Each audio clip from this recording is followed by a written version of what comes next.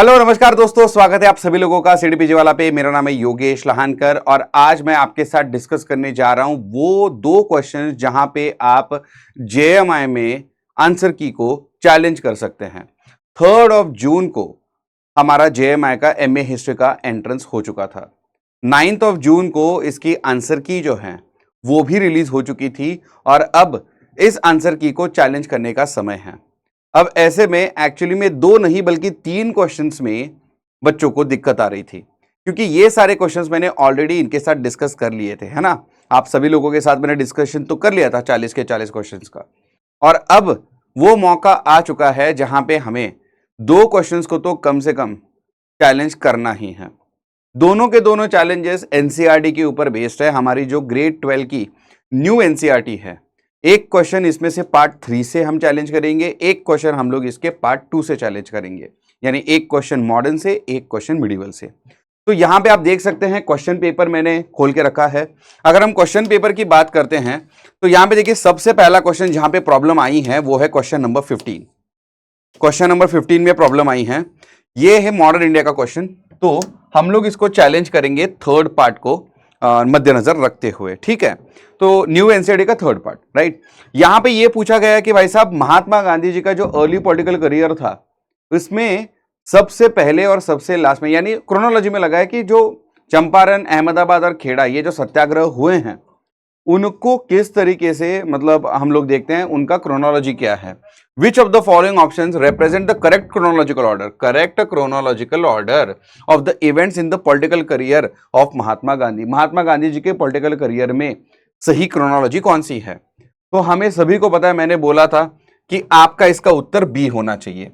चंपारण जो कि अप्रैल में होता है, अप्रैल 1917, फिर अहमदाबाद होता है जो कि होता है फरवरी में 1918 के, और फिर खेड़ा होता है जो कि होता है मार्च, है ना, मार्च 1918।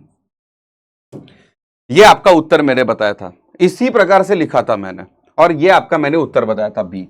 लेकिन आंसर की में दिया गया है, आंसर की में दिया गया है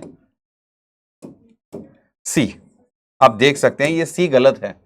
ऐसा मैं क्यों कह रहा हूं, देखिए अगर हम जाते हैं 15 क्वेश्चन के ऊपर जो कि हम चैलेंज करने की इस पे हैं, तो यहां पे देखिए 15 का आंसर इन्होंने सी देके रखा है जो कि गलत हो जाता है।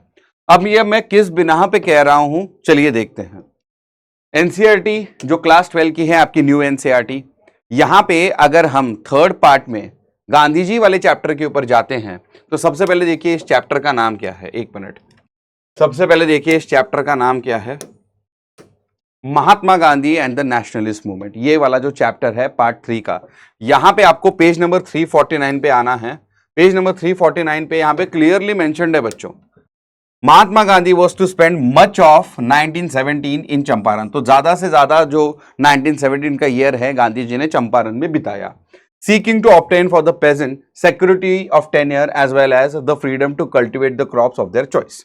तो अपने टेन्योर के लिए वहां पे सिक्योरिटी, मतलब पेजेंट्स के टेन्योर के लिए सिक्योरिटी, और उनको जो मनपसंद फसल उनको वहां पे लेनी है वो लेने का स्वातंत्र है। इसके लिए उन्होंने चंपारण में 1917 साल का ज्यादा से ज्यादा समय बिता दिया, right. The following year 1918 Gandhi ji was involve in 2 campaigns. 1918 में 2 कैंपेन्स में गांधी जी इन्वॉल्व थे।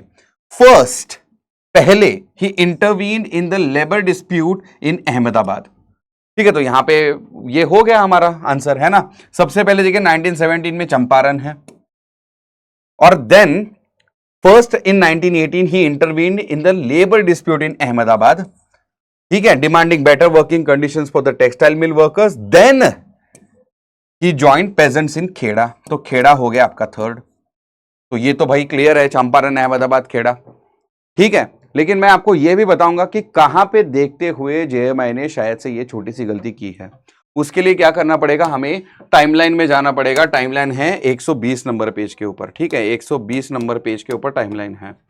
और यहां पे इस पर्टिकुलर चैप्टर की जो टाइमलाइन है, यहां पे एक छोटी सी गलती है। 1917 चंपारण ये तो सही देके रखा है, ये तो भाई साहब सही देके रखा है ना। लेकिन 1918 देखिए पेजेंट मूवमेंट्स पहले खेड़ा बोला है और फिर बाद में अहमदाबाद बोला है।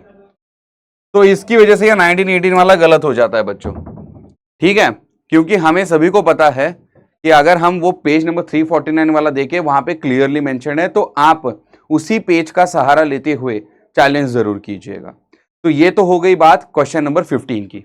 चलिए आगे बढ़ते हैं, फिर बात करते हैं क्वेश्चन नंबर 27 की। अब देखिए क्वेश्चन नंबर 27 जो है थोड़ा सा प्रॉब्लमेटिक था।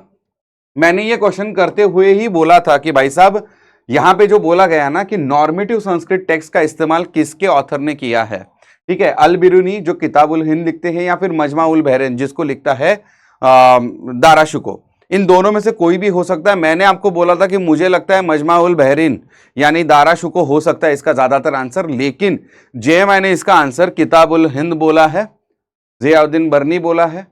आप इसके बारे में कुछ कर नहीं सकते। मैंने तभी भी बोल रखा था कि भाई ए या बी इनमें से कुछ भी हो सकता है। मुझे लग रहा था कि बी है, लेकिन जेएमआई बोल रहा है कि ए है, तो दोनों में मुझे भी कंफ्यूजन था, क्योंकि दोनों ने ही यहां पे नॉर्मेटिव संस्कृत टेक्स्ट का इस्तेमाल किया है, ऐसा हमें समझ में आता है। तो ऐसे में अब इसको चैलेंज करने में कोई अर्थ है नहीं, ठीक है, तो इसको चैलेंज मत कीजिएगा। तो 15 को चैलेंज करना है, 27 को चैलेंज नहीं करना है। 28वें क्वेश्चन के ऊपर चलते हैं। नेक्स्ट क्वेश्चन है इसके बिल्कुल बात का, इसको हम लोग चैलेंज करेंगे। Who among the following described Indian society as consisting of undifferentiated masses of impoverished people?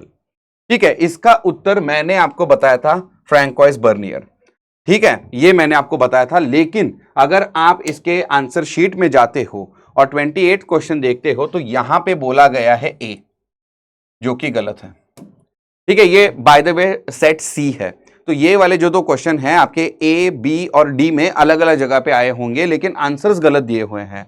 तो 28 का सेट सी में 28 का जो आंसर ए दिया गया है वो गलत है, क्योंकि ये जो क्वेश्चन है इसका सही आंसर बी है। और ये मैं कैसे कह पा रहा हूं, देखिए ये जो क्वेश्चन है ये डायरेक्टली आपको एनसीईआरटी से आया है।